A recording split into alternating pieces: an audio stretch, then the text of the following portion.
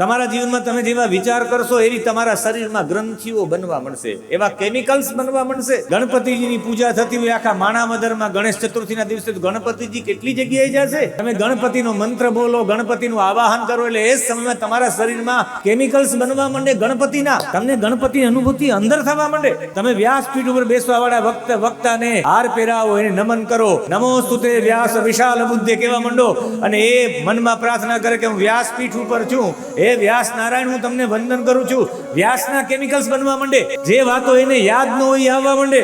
આમ એનું તમે જીવન જોવું તો અલગ હોય, પણ વ્યાસપીઠે જોવું તો અલગ હોય. હું તમને ભૂતની વાતો કરું ને તમારી શરીરમાં રૂવાટી ઊભી થવા માંડે, તમને ડર લાગવા માંડે. ખાલી ભૂતની વાતો કરવાથી તમને ડર લાગવા માંડે. ના, ભૂતની વાતો કરવાથી તમારી સ્મૃતિ બની છે. તમારી સ્મૃતિમાંથી તમારી ગ્રંથિઓ ઊભી થઈ છે. એ ગ્રંથિઓમાંથી કેમિકલ્સ છૂટ્યું છે અને એ કેમિકલ્સથી તમારા શરીરમાં એ કેમિકલ્સની અસર થાય છે. ફાકી ખાવ તો એની અસર 3 કલાક રહે, દારૂ પીવું તો એની અસર 12 કલાક રહે, તો ભગવાનના નામની અસર પણ 24 કલાક રહે. તમે જેનું નામ લો એવા કેમિકલ્સ બનવા માંડે. એવા કેમિકલ્સ બનાવવા માટેની આ વ્યવસ્થા છે. નવા દિવસોમાં તમે વિચાર જ એવા કરો. તમે ક્યારેય પણ ડાયાબિટીસનો વિચાર જ ન કરો, તમે બીપીનો વિચાર જ ન કરો, તમે કિડની ખરાબ થાય એનો વિચાર જ ન કરો, તમે કોલેસ્ટ્રોલ થાય એનો વિચાર જ ન કરો.